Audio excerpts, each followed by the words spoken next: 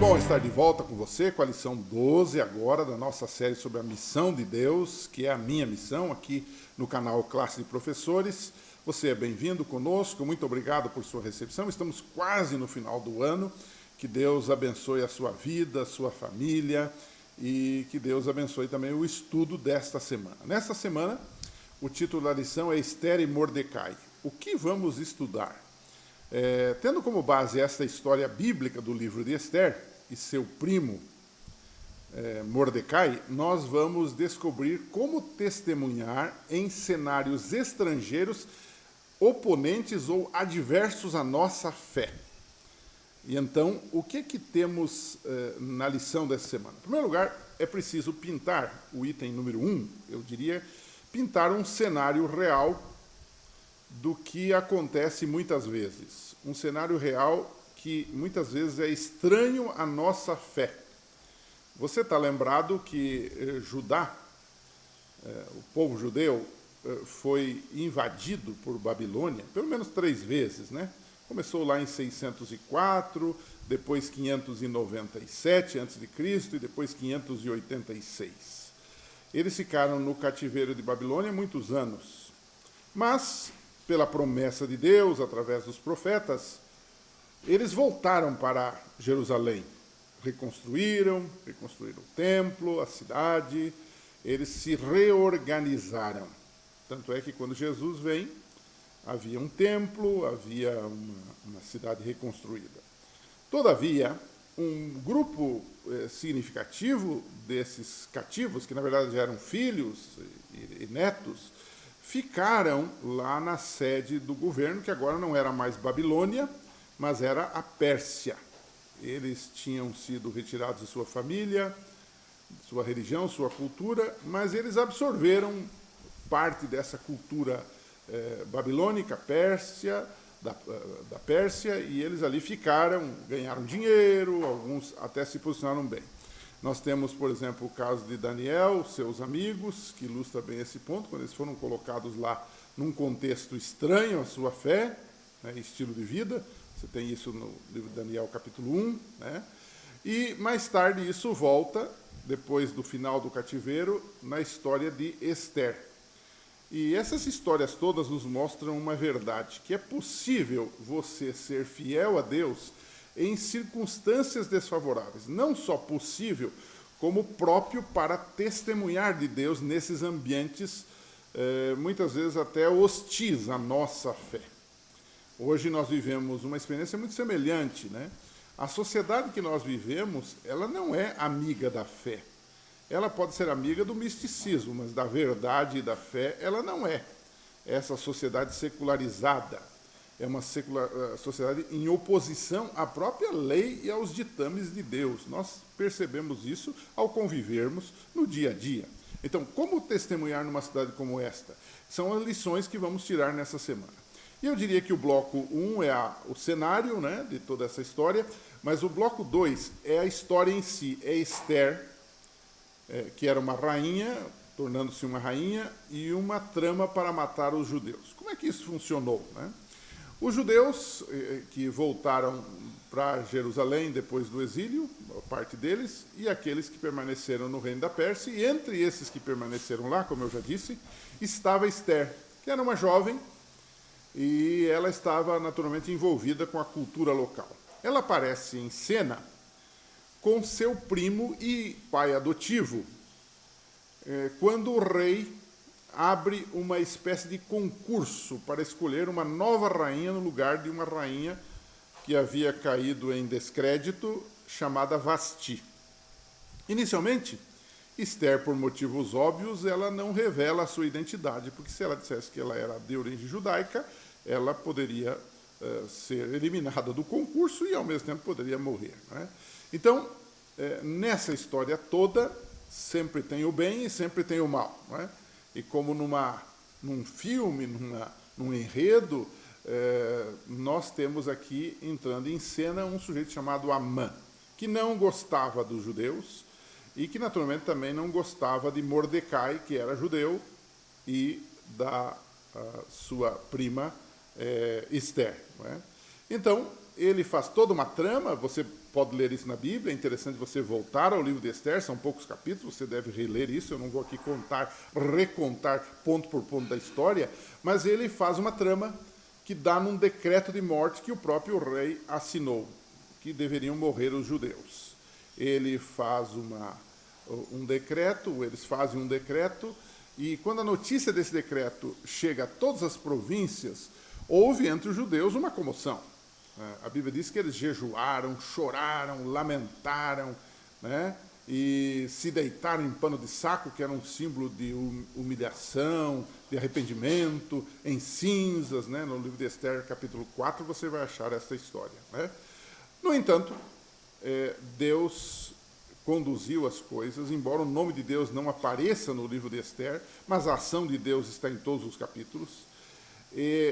Ester, ousadamente, logicamente guiada por Deus, vai à presença do rei, ela já estava agora com crédito diante do rei, e a partir daí nós temos uma série de lances e finalmente se faz justiça. A verdade é que a trama foi desfeita, foi desvendada, e se faz justiça, e o final dessa história, o epílogo dessa história, é que o próprio Amã, que havia tramado, agora é enforcado numa forca que ele mesmo criou para Mordecai, que era o seu desafeto judeu. E uma lei foi feita agora para permitir que os judeus se defendessem, né? O decreto do rei concedia aos judeus de todas as cidades autoridade para se reunir e defenderem a própria vida. Permitiu até que eles destruíssem, matassem, aniquilassem qualquer exército, qualquer pessoa de qualquer nacionalidade que os atacasse e atacasse os seus filhos e as suas esposas. Então, eles podiam tomar até os bens dos inimigos. Então, a lei, de um lado, era ampla para matar judeus, mas ela não podia ser revogada. Foi feita uma lei para se contrapor àquela lei, de tal forma que se anulou os efeitos do decreto de morte. Esse foi o pensamento do rei, dos legisladores, digamos assim, daquela época, né? Depois dessa libertação toda, você tem a implantação de uma festa comum aos judeus, que é a festa de Purim, que era um dia de ação de graças por essa libertação e tudo mais. A gente sabe que a ideia de destruir os judeus era uma ideia diabólica. Por quê? Porque o diabo sabia que dali daquela linha iria surgir o próprio Messias. Então, essa ideia de matar, de destruir um povo, ela poderia, entre aspas, dificultar a própria ação salvadora de Deus, no sentido de enviar um Messias que viria morrer pelo povo. Bem, mas esse não é o ponto aqui. O que a gente aprende, só para a gente concluir agora, com toda essa história de Ester em relação à missão? Eu anotei algumas coisas para não me perder aqui na discussão, para ser prático e assertivo, né? Em primeiro lugar, Deus deseja que sejamos criativos ao cumprirmos a missão em lugares que não são receptivos à ação missionária aberta. Essa é uma realidade.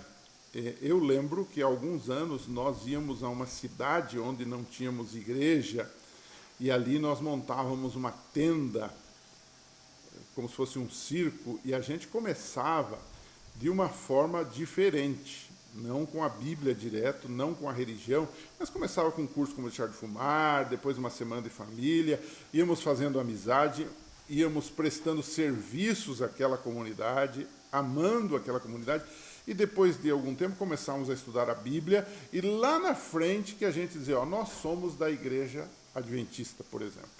Era um método, né, de não ser hostil às pessoas, e fazer com que elas primeiro nos amassem e fossem amadas por nós, para que depois o Evangelho chegasse até elas, na sua forma pura e simples, né? Então, o caso de Ester é bastante paradigmático também. Você não tem aqui uma ostentação da religião. Tal. Eles até, a princípio, esconderam um pouco essa religião propositalmente. E Deus cumpre os seus propósitos através disso.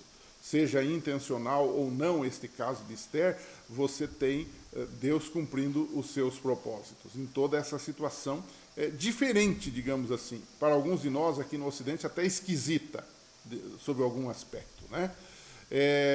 Segundo ponto dessa história é que nós nem sempre vamos precisar de pastores e líderes para cumprir a missão.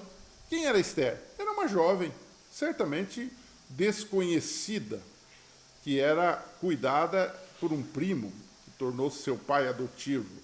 Então você percebe que Deus pode usar todas as pessoas em todos os lugares do jeito que Ele quer. Não precisa ser um profissional da Bíblia, não precisa ser um profissional da religião para chegar lá, né? Então é bem impressionante essa questão de Esther, né? Uma lição para nós. Às vezes a gente fica amarrado querendo fazer determinadas obras, missões, em cima de pessoas. E nós achamos que só os especializados podem ir. Bom, esse é um ponto importante, não podemos desprezá-los. Mas podemos preparar pessoas como Esther para fazer esse trabalho, ok? Agora, um outro aspecto que eu queria destacar aqui nessa história de Esther e de Mordecai é que há ocasiões, há lugares e situações que pedem o nosso testemunho não explícito do Evangelho. O que eu quero dizer com isto? Que muitas vezes há lugares que, a princípio, a gente não precisa criar uma barreira dizendo de que igreja ou de que denominação a gente é. Nem criar uma barreira trabalhando diretamente pontos controversos das nossas crenças, digamos assim, com outras ideias, ideologias e até religiões. Então, isso é extremamente importante também. Há lugar para tudo. Às vezes chegamos de forma explícita, às vezes chegamos de forma implícita. O importante é orar a Deus, e aí nós precisamos fazer isto como uma última lição, orar e apoiar a missão em todos os lugares, incluindo aqueles em que a própria liberdade religiosa não impera. Pense nisso, converse um pouquinho com os seus alunos e que Deus lhe abençoe no estudo desta semana, que seja uma bênção e, ao mesmo tempo, um desafio para os seus alunos, para aqueles que estão com você. Um abraço e até a próxima semana.